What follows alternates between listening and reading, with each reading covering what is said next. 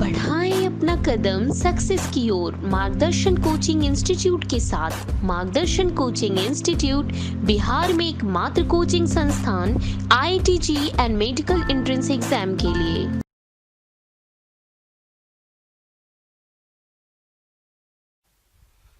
Have a nice day students. कल मैं reproductive system cockroach पढ़ा रहा था, जिसमें मेल रिप्रोडक्टिव सिस्टम पढ़ा रहे थे। उसमें थोड़ा सा बच गया, अब तो फिर डायग्राम बनाना पड़ जाएगा। वो बनाते हैं, फिर आपको समझावें।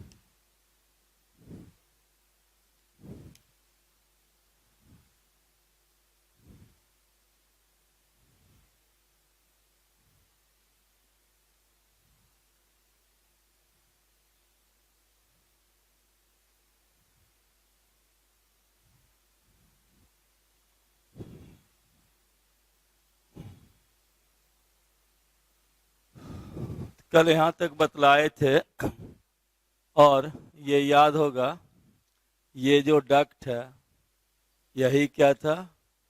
Ejaculatory duct. इस एपर्चर को क्या कहते हो? Mail genital aperture.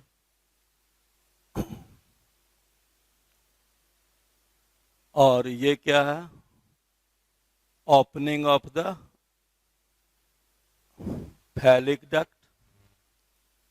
राइट? अब नाम नहीं लिख रहे हैं, यहीं से कल समझाए थे कि जो मेल कॉकरोच हैं उसके 9th और 10th टर्गम और 9th एस्टर्नम मिल करके एक जेनाइटल चैम्बर का फॉर्मेशन करता है। उस जेनाइटल चैम्बर में सपोज करो यही बनाया, जेनाइटल चैम्बर का फॉर्मेशन करता है। उस जेनाइटल चैम्बर में ही यह मेल जेनाइटल एपर्चर वेंट्रली रहते हैं, और उसके ऊपर डॉर्सली एनस रहते हैं, और साथ ही साथ उसमें लिखाए थे कि गोनेपोफाइसिस भी पाया जाता है। तो और सब तो समझ गए हो। अब गोनेपोफाइसिस आपको बतला रहे हैं, जरा टिपिकल है, कॉम्प्लिकेटेड है, उसको समझिए। यहाँ अब लिख रहे हैं पहले हम मेल गोनेपोफाइसिस, मेल गोनेपोफाइसिस या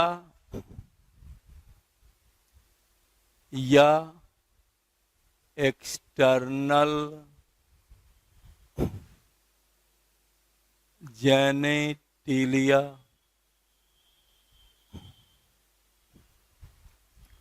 या फैलोमेयर,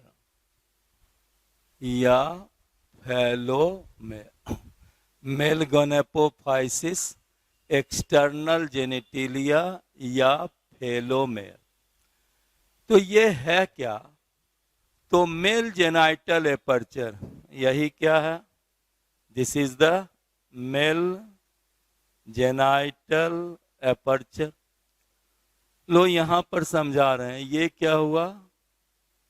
मेल जेनाइटल एपर्चर। तो male genital aperture chitinous plate से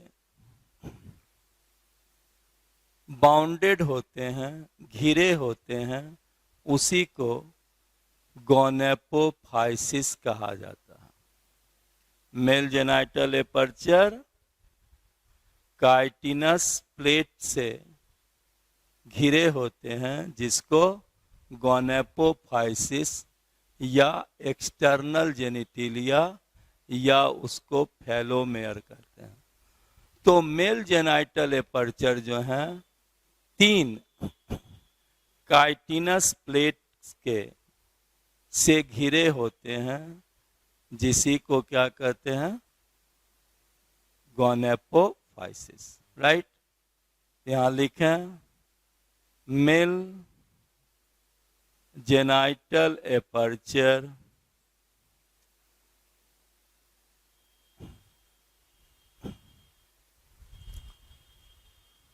provided with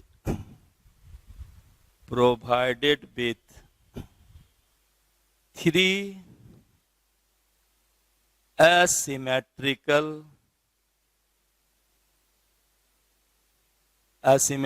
means जो समान नहीं है, 3 asymmetrical chitinous plate called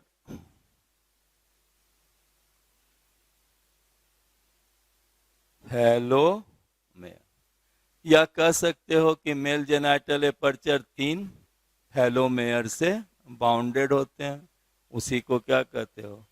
mail गोनेपोफाइसिस कहिए, एक्सटर्नल जेनेटिलिया कहिए, या फैलोमेयर कहिए, राइट? ये क्या है? सच एज, कौन कौन है? Right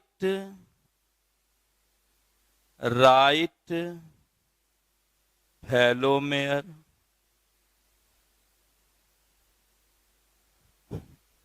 left फैलोमेयर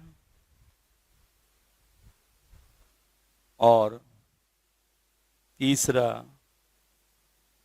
ventral फैलोमेयर।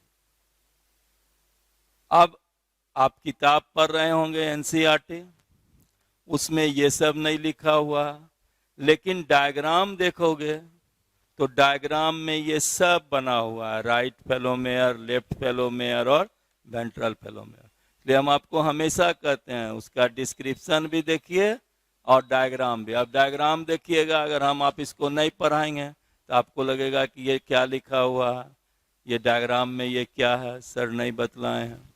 तो यही देखो, जो मेल जेनाइटल एपर्चर के कितने फैलोमेयर से घिरा हुआ है? 3। एक राइट फैलोमेयर, सपोज करो यहाँ बना दें आपको राइट फैलोमेयर। एक तरफ क्या हो गया? ये मान लीजिए इसको हम कह दिए लेफ्ट फैलोमेयर, तो ये क्या हो गया? राइट फैलोमेयर। और ये क्या हो गया, वेंट्रल फेलोमेयर, राइट। ये एक समझने के लिए आपको बतलाए कि यह जो मेल जेनाइटल एपर्चर है 3 फेलोमेयर से घिरा हुआ। अब इसी को डायग्राम्स में यहां समझा रहे हैं।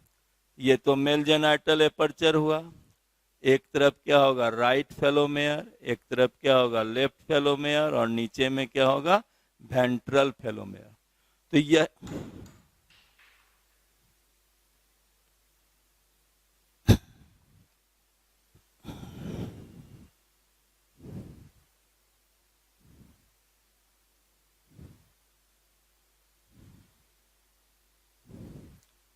अब हम बना दिए, दिस इज द वेंट्रल फेलोमेयर।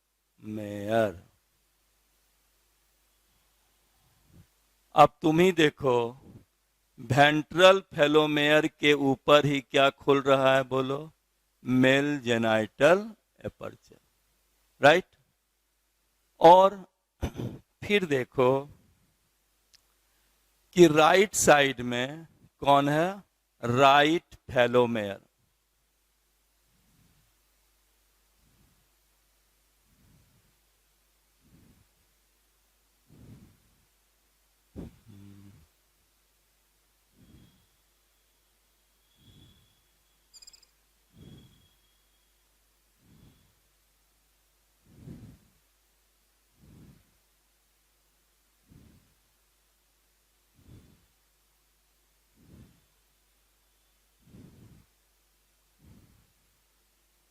ये क्या हो गया, राइट फेलोमेयर, ठीक है।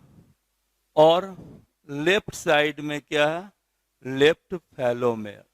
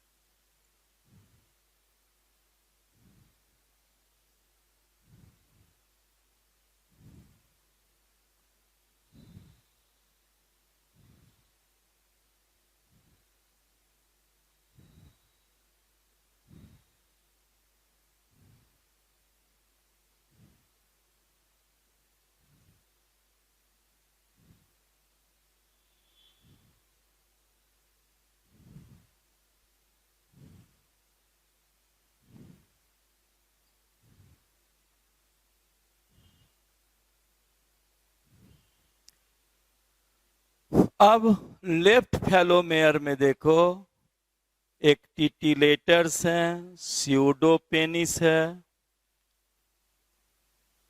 एस्पेरेट लोब है और एक्यूटोलोबस है।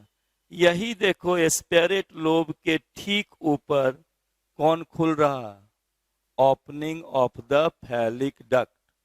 एस्पेरेट लोब के ऊपर क्या है, ओपनिंग ऑफ फैलिक डक्ट।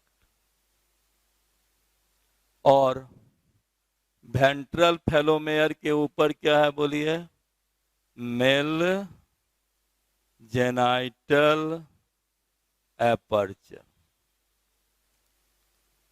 अब यही बोले कि ये तो उसमें डिस्क्राइब नहीं है, लेकिन अब अगर आप एनसीईआरटी का किताब देखिएगा, उसमें ये सब स्ट्रक्चर है, लेकिन इतना कॉम्प्लिकेटेड है कि आप समझ नहीं पाते। अब तुम खुद बोलो, ये तीनों स्ट्रक्चर को ही क्या कहोगे? मेल गैनिपोफाइसिस, गोनेपोफाइसिस, या फेलोमेयर, या external जेनिटिलिया।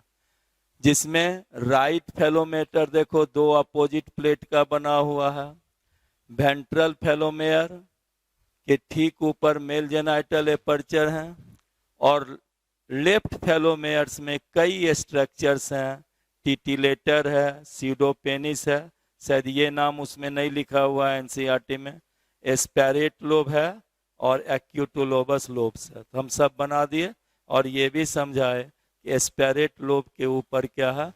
Opening of the phallic duct, right. तो अब ये चीज समझे कि कॉकरोच में क्या है, जो मेल जेनाइटल एपर्चर का ओपनिंग है, उस ओपनिंग के लेफ्ट साइड्स में भी, उसके राइट साइड में भी, और उसके वेंट्रल साइड में भी 3 फेलोमेयर पाया जाता है। इसी को हम क्या कहेंगे? गोनेपोफाइसिस। अब तो समझे।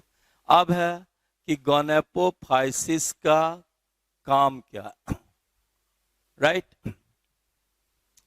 तो यही जो गोनेपोफाइसिस है, यह गोनेपोफाइसिस जो है, इसके द्वारा जो मेल जेनाइटल एपर्चर से जो स्पर्मेटोफोर रिलीज होगा, उसको ये क्या करता है?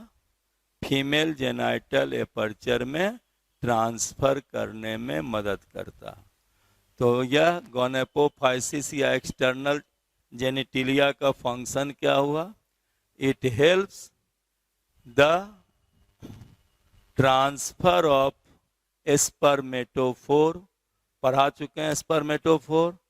टेस्टिस से स्पर्म आएगा, यह स्पर्म इस मशरूम ग्लैंड, इजेकुलेटरी डक्ट और फैलिक डक्ट के सेक्रीशन से स्पर्म जो है एक 3 लेयर्ड कवरिंग्स में पैक्ड हो जाते हैं। इसी कवरिंग को क्या कहते हो? स्पर्मेटोफोर। तो ये जो स्पर्मेटोफोर मेल से रिलीज होगा, उस स्पर्मेटोफोर को ये जेनिटिलिया फीमेल के जेनाइटल चैम्बर में ट्रांसफर करने में मदद करता है। तो ये इस मेल गोनेपोफाइसिस का फंक्शन आप लिख दें, ये आप मिटा रहे हैं।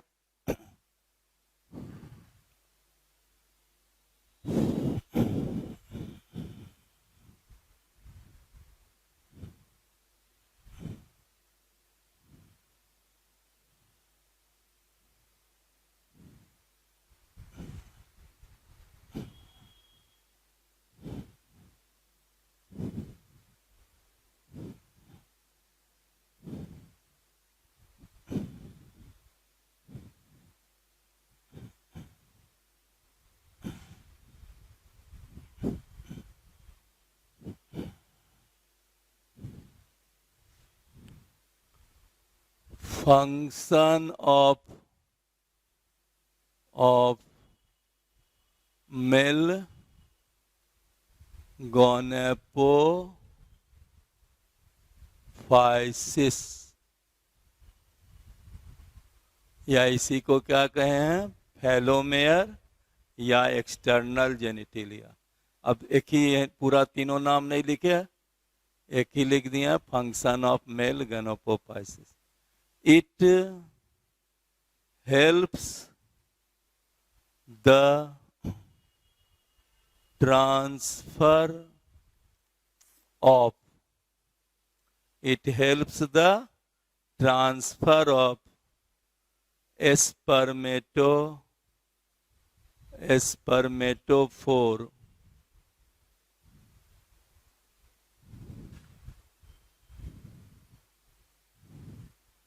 released from the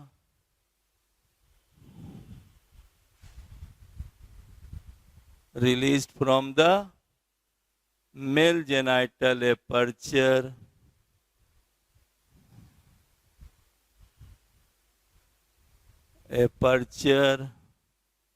during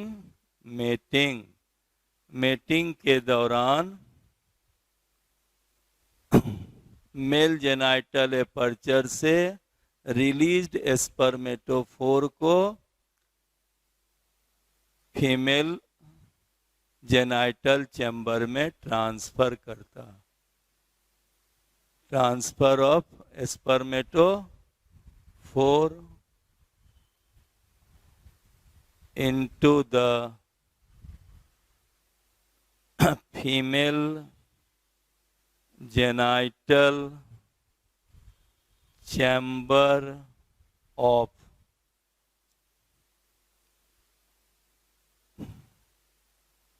female cockroach। Female cockroach, right. तो इस तरह से हम male reproductive system of cockroach समझा दिए। अर्थवर्म से का रिप्रोडक्टिव सिस्टम आसान था, ये जरा ज़्यादा कॉम्प्लिकेटेड है। अब नेक्स्ट पढ़ा रहे हैं female reproductive system of cockroach.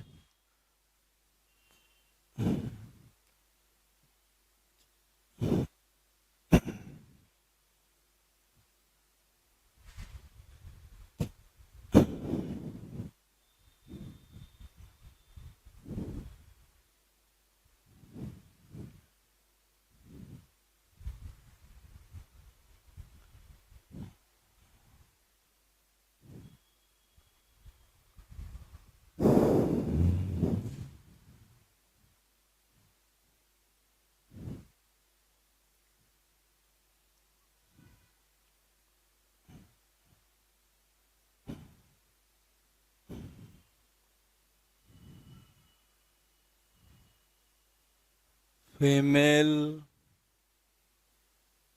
Reproductive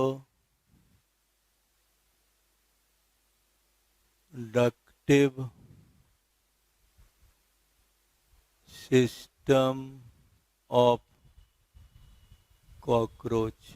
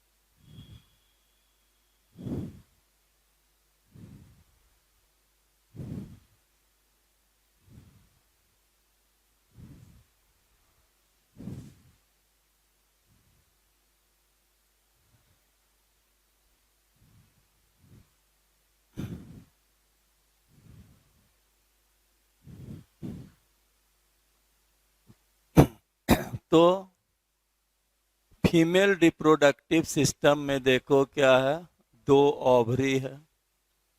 यहीं हम लिख दें, ऐसे शॉर्ट में लिख दें ओवरी। अब यहाँ से इसको डिस्क्राइब कर रहे हैं। तो फीमेल रिप्रोडक्टिव सिस्टम का फर्स्ट क्या हुआ, ओवरी। ओवरी का नंबर क्या है बोलो, 2। Each on either side of the alimentary canal, जो एलिमेंट्री कैनाल के दोनों ओर एक एक रहते हैं। Each on either side of alimentary canal, एक। और यह बॉडी वॉल के नीचे जो फैट बॉडी रहता है उसमें यह एम्बेडेड रहते हैं। लिखना embedded in the fat body, embedded in the fat body, right? और ये सेकेंड टू 6 एब्डोमिनल सेगमेंट में एक्सटेंड करता है, यानी सेकेंड एब्डोमिनल सेगमेंट से 6 एब्डोमिनल सेगमेंट तक ये क्या है, एक्सटेंड करते हैं। It runs from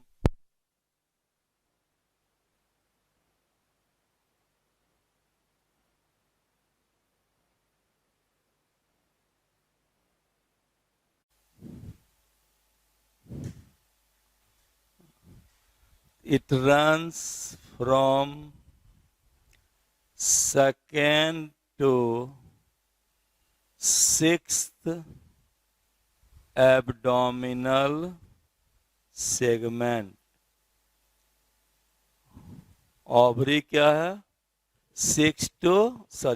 second to 6 abdominal segment तक एक्सटेंड करता, जबकि टेस्टिस क्या था, 4 to 6 एब्डोमिनल सेगमेंट तक एक्सटेंड करता था, राइट। अब ये देखो, एक ओवरी 8 यूनिट के बने होते हैं, 8 ट्यूबुलर स्ट्रक्चर के बने होते हैं, जिसको क्या कहते हो, ओवेरियोल। इसको क्या कहेंगे, ओवेरियोल।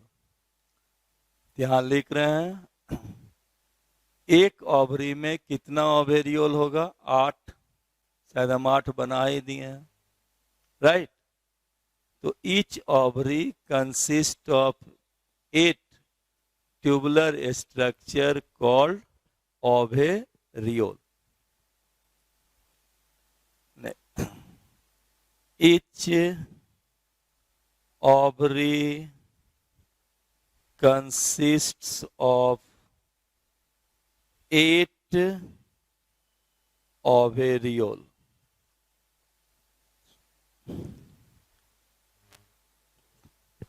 8 ओवेरियोल का बना है, और प्रत्येक ओवेरियोल से एक ओवम बनता है। प्रत्येक ओवेरियोल से एक ओवम प्रोड्यूस होता है। तो एक ओवरी से कितना ओवम, 8।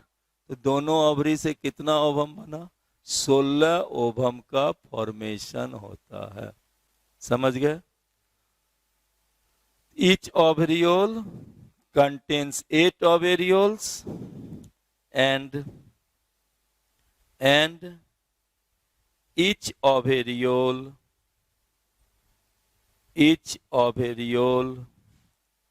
produces 8 ovum, और प्रत्येक ओवेरियोल 8 ओवम प्रोड्यूस करता है। इसलिए दोनों ओवेरियोल दोनों ओवरी से 16 ओवम का फॉर्मेशन होता है। समझ गए? तो ये स्ट्रक्चर्स ओवरी का बतलाए। अब जानते ही होंगे कि ओवरी से जो डक्ट निकलेगा उस डक्ट को क्या कहेंगे? ओविडक्ट। ये क्या हो गए बोलिए? ओविडक्ट। इस ओवरी से भी जो डक्ट निकला उसको क्या कहोगे? ओविडक्ट। तो अब नेक्स्ट दूसरा कंपोनेंट क्या हो गया? Oviduct.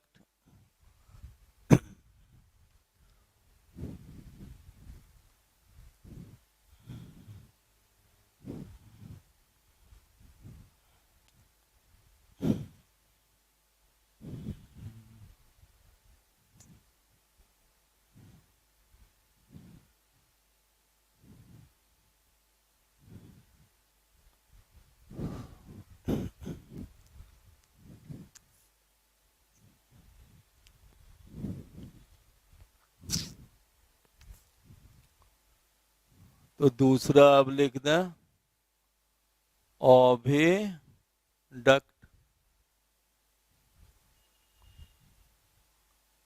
Each ovary produces one oviduct. Each ovary produces one oviduct. Right?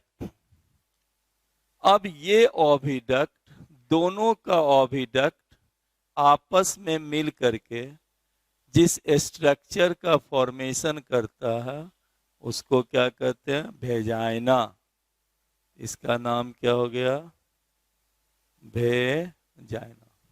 इधर पूरा लिख दिया, चूंकि इधर हमको लिखना पड़ता है इसीलिए हम इसको शॉर्ट में लिखे थे। तो अब तीसरा स्ट्रक्चर बोलो क्या हो गया? वेजाइना। तो वेजाइना क्या हुआ? दोनों ओविडक्ट आपस में फ्यूज कर एक वेजाइना का फॉर्मेशन करता है। तो वेजाइना कितना हो जाएंगे बोलो? 1। लेकिन टोटल ओविडक्ट लीजिएगा तो कितना हो जाएगा? 2। तो वेजाइना क्या हो गया? Both oviduct fuse to form both oviduct fuse to form vagina. Right? और यही वेजाइना देखो जिस ओपनिंग के द्वारा बाहर की ओर खुलता है उस ओपनिंग को क्या कहेंगे? Female genital aperture. इसका नाम क्या हो गया? Female genital aperture. राइट? तो vagina opens outside through female genital aperture. तो vagina opens outside through female genital aperture.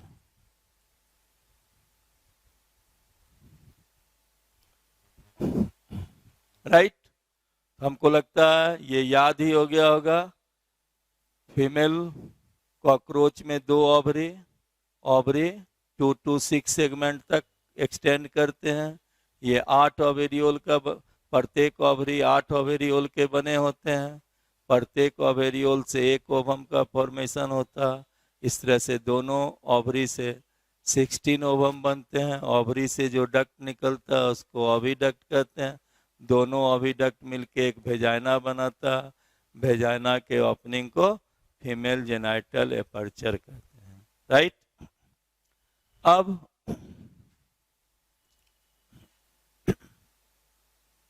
इसका नेक्स्ट एक स्ट्रक्चर बना रहे हैं और बतला रहे हैं।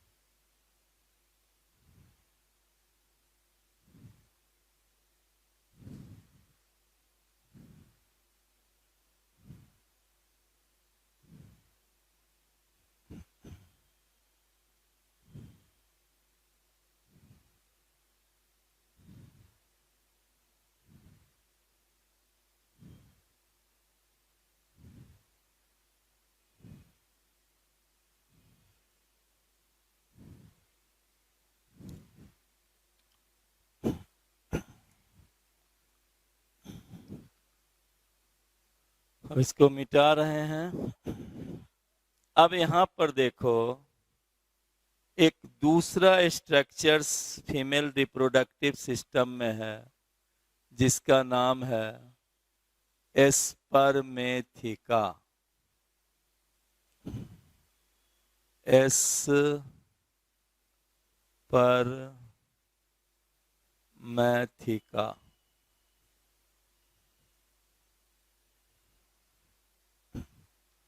अब यहां पर समझा मैं,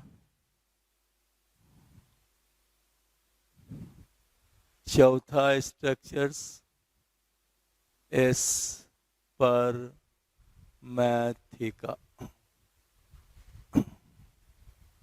कितना है? 2। हमको लगता है एस्पर्मेथिका समझ गए होंगे। इसी एस्पर्मेथिका में कॉपुलेशन से जो मेल के द्वारा स्पर्मेटोफोर रिलीज होगा और उसके बाद स्पर्म इसमें स्टोर होते हैं, जो आपको हम अर्थवर्म में भी पढ़ाए थे। तो स्पर्मेथिका क्या है, कितना है? 2। ये 6 एब्डोमिनल सेगमेंट पर होते हैं, लोकेटेड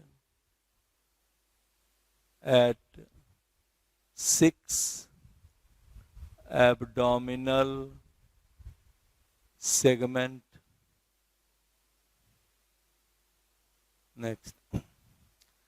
अब ये देखो, ध्यान से देखो, ये लेफ्ट स्पर्मेथिका है, ये राइट स्पर्मेथिका है।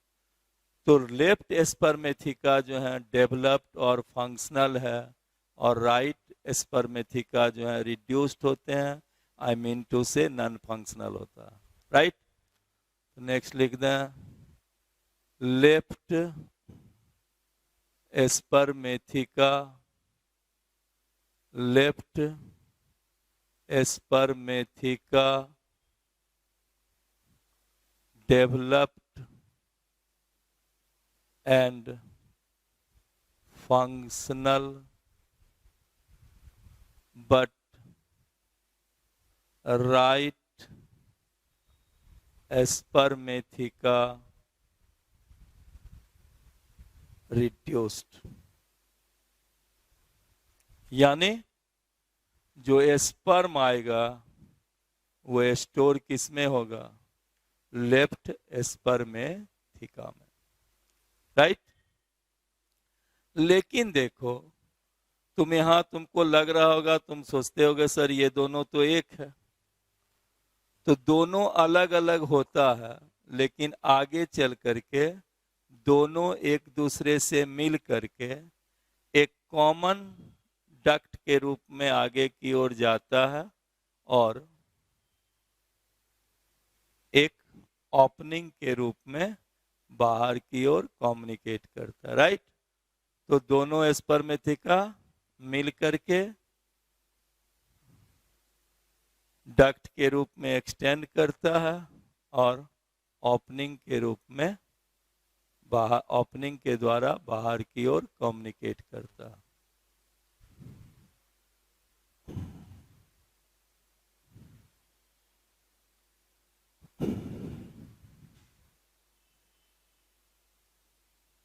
Both spermatheca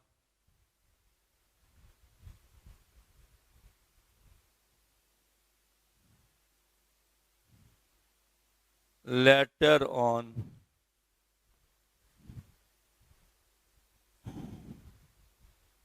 join and communicates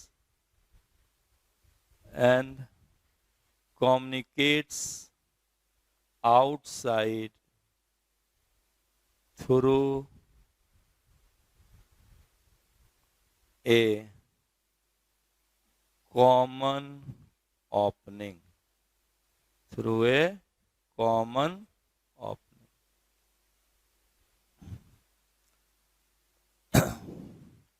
तो ये क्या हो गया बोलो, ओपनिंग ऑफ स्पर्मेथिका,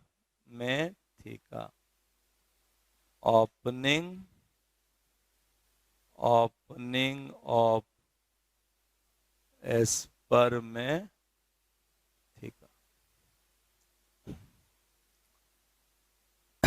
समझे इसको?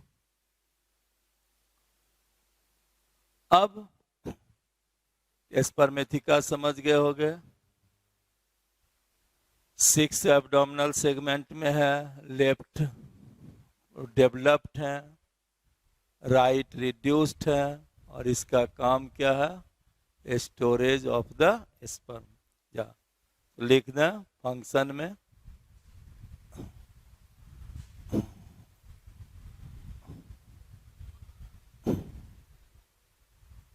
या समझ गए होगे स्पर्मेथिका क्या करता, receives the sperm, left spermatheca receives the sperm released from spermatophore during mating.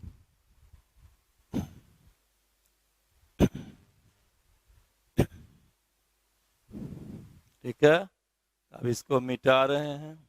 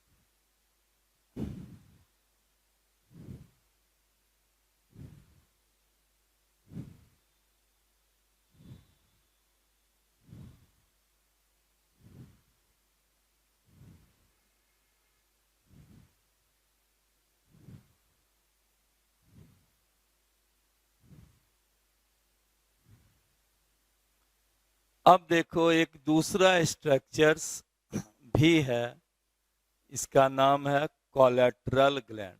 इसको क्या कहोगे? Collateral gland. यह कोलेट्रल ग्लैंड की संख्या कितनी है? 2। फिर देखो जो लेफ्ट कोलेट्रल ग्लैंड है वो लार्जर्स है, और जो राइट या मोर डेवलप्ड है, और राइट कोलेट्रल ग्लैंड जो है वह लेस डेवलप्ड है। ये किसका, ये क्या हो गया बोलो? Left collateral gland. ये क्या हो गए? Right collateral gland.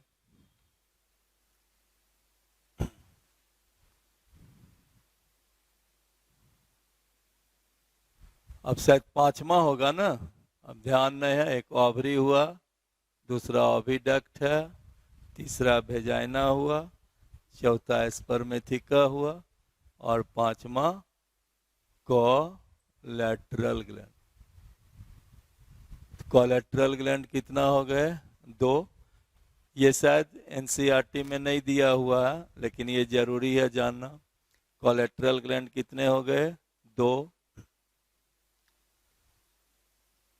Left collateral gland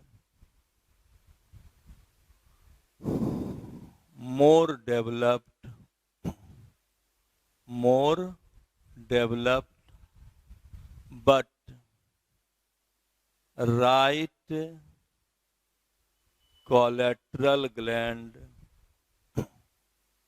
less developed। और दोनों क्या है? अलग अलग ओपनिंग के द्वारा खुलते हैं, मिलके नहीं खुलते हैं। Both open through separate opening.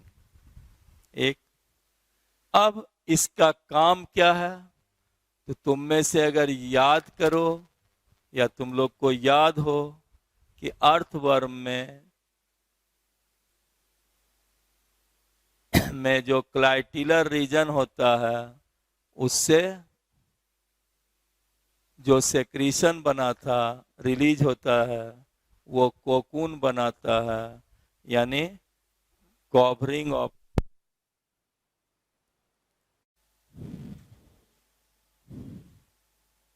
हाँ, तो बतला रहे थे कि अर्थवर्म में क्लाइटिलर रीजन से जो सेक्रीशन होता है वो कोकून्स एक केस को बनाता है जिसको ऊथिका कहते हैं।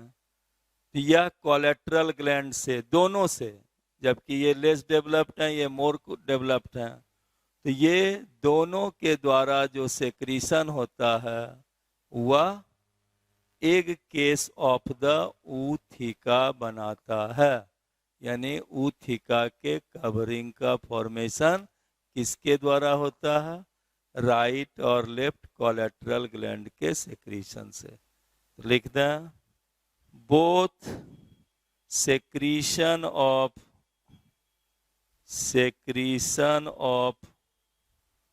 Both gland forms egg case of ऊथिका, एक केस ऑफ ऊथिका। ऊथिका के कवर को बनाता है। हमको लगता है आप तो ऊथिका समझ गए होंगे। ऊथिका समझो कि 14 से 16 जायगोट्स को से बने हुए या 14 to 16 एक से युक्त जो कवरिंग होता है उसको क्या कहते हैं? ऊथिका। ऊथिका लिख ही दें। the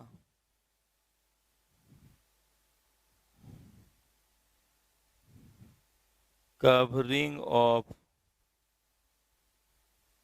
14 to 16 zygote, right. मान लीजिए यह जायगोट है, यह जायगोट है,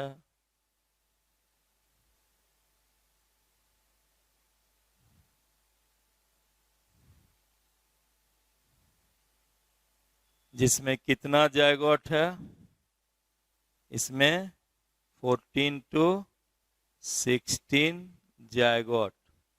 ये क्या हुआ, एग केस, एग केस, इसी को मिला दिए, यही क्या हो गया, ऊथिका। यानी जब 14 से 16 जायगोट एग केस से घिर जाते हैं, तब इस स्ट्रक्चर को क्या कहते हो, ऊथिका। यानी 14 से 16 जायगोट जब कवरिंग से घिर जाते हैं तो उसे ऊथिका कहते हैं। बोलो समझ गए होगे। इस तरह से ऊथिका के एक केस को कौन बनाता है, right and left collateral gland.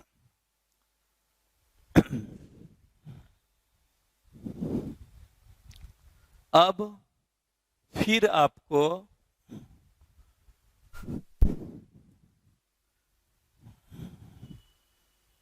इसमें भी जानना है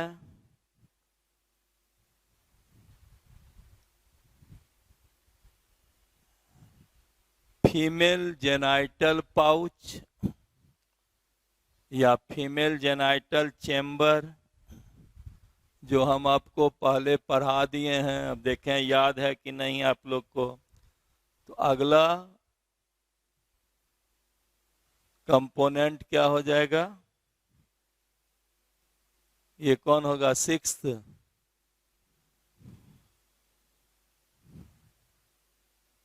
तो शायद सिक्स्थ ही होगा, तो सिक्स्थ में लिख रहे हैं next, female genital pouch, female genital pouch. कल हम आपको बतलाए थे कि फीमेल कॉकरोच में 7वां एस्टर्नम बड़ा होता है, जो 8वां और 9वां एस्टर्नम को ढक लेता है, और ये 7वां एस्टर्नम 8वां और 9वां एस्टर्नम के साथ मिलकर के एक बोट शेप्ड स्ट्रक्चर को बनाता है। उस बोट शेप स्ट्रक्चर्स को ही जेनाइटल पाउच कहते हैं। पढ़ाए थे, वही लिख दें। फीमेल जेनाइटल पाउच क्या हुआ, the seventh sternum along with 8 and 9 sternum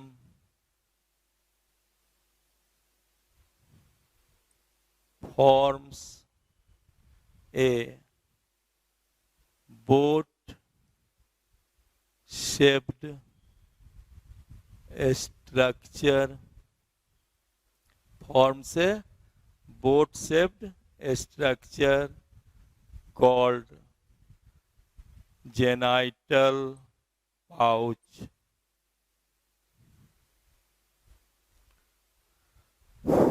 right. ये भी समझाए थे कि इसके एंटीरियर स्मॉलर चैम्बर को जेनाइटल चैम्बर और लार्जर पोस्टेरियर चैम्बर को ऊथिकल चैम्बर कहते हैं। It's a smaller anterior chamber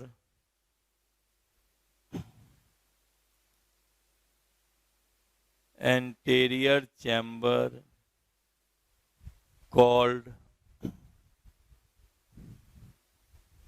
genital chamber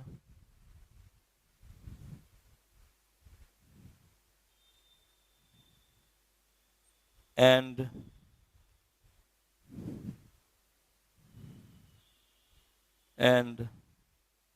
larger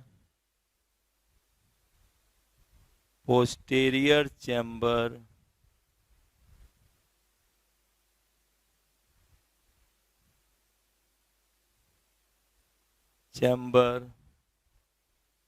called thecal chamber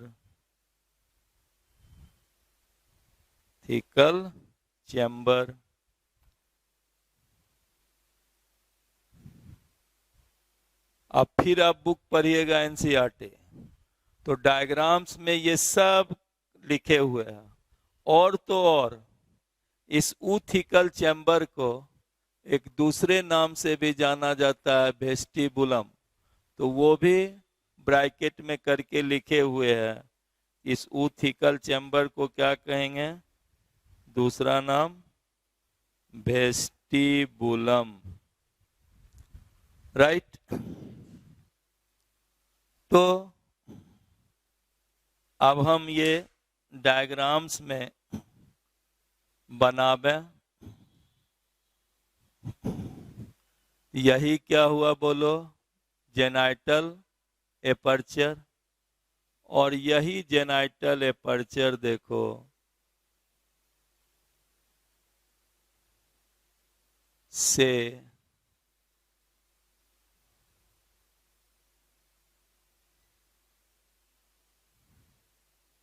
extended जो स्ट्रक्चर्स हैं, यही क्या हो गया बोलो? Genital pouch. ये जेनाइटल पाउच को कौन बना रहा है? जेनाइटल पाउच को कौन बना रहा है? 7th स्टर्नम along with 8 और 9 स्टर्नम, ठीक है। और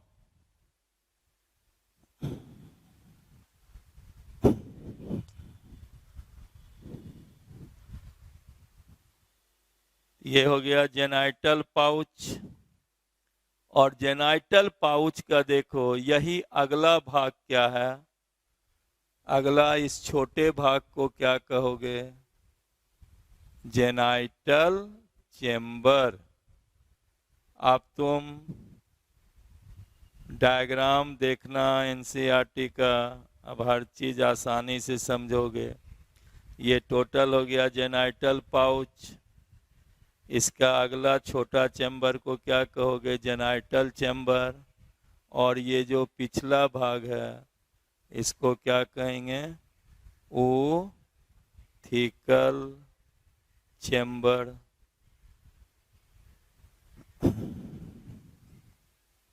राइट।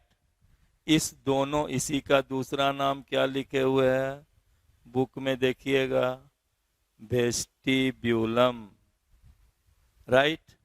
और इसी दोनों को मिला दिए तो ये क्या हो गया बोलो? Genital, female genital pouch.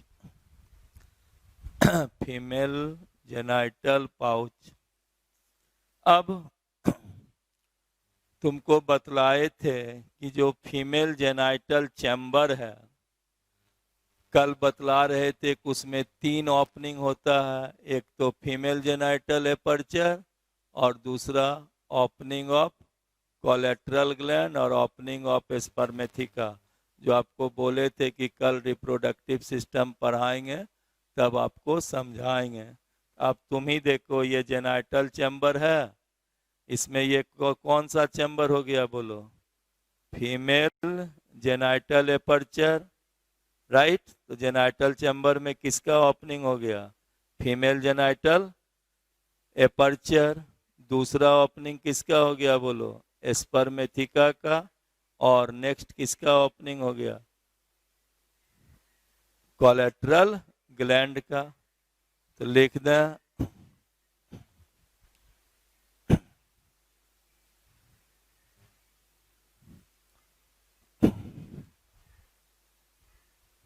Female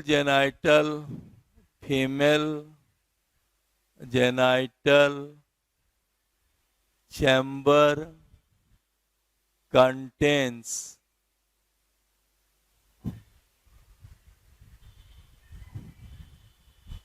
female genital aperture and opening of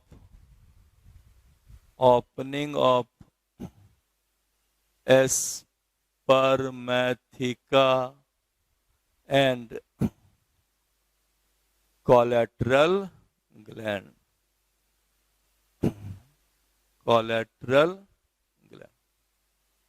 ठीक है। और ऊथिकल चैम्बर में, इसी चैम्बर में जो कोकून, ये ऊथिका आएगा, जायगोट से घिरा हुआ जो कवरिंग होगा, वो कहाँ पर रिसीव होता है? ऊथिकल चैम्बर में। ऊथिकल चैम्बर कैरीज ऊथिका। तो नेक्स्ट लिख लें ऊथिकल चैम्बर,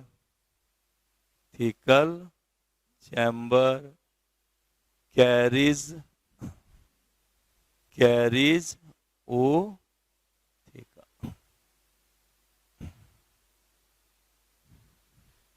राइट। इस तरह से अब आपको हम फीमेल जेनाइटल पाउच समझा दिए। अब एक और स्ट्रक्चर बच गया है, जो आप जैसे मेल में पढ़े थे, मेल गोनेपोफाइसिस, उसी तरह से इसमें भी क्या होगा? फीमेल गोनेपोफाइसिस। तो नेक्स्ट अगले क्लास में हम आपको वो पढ़ाएंगे।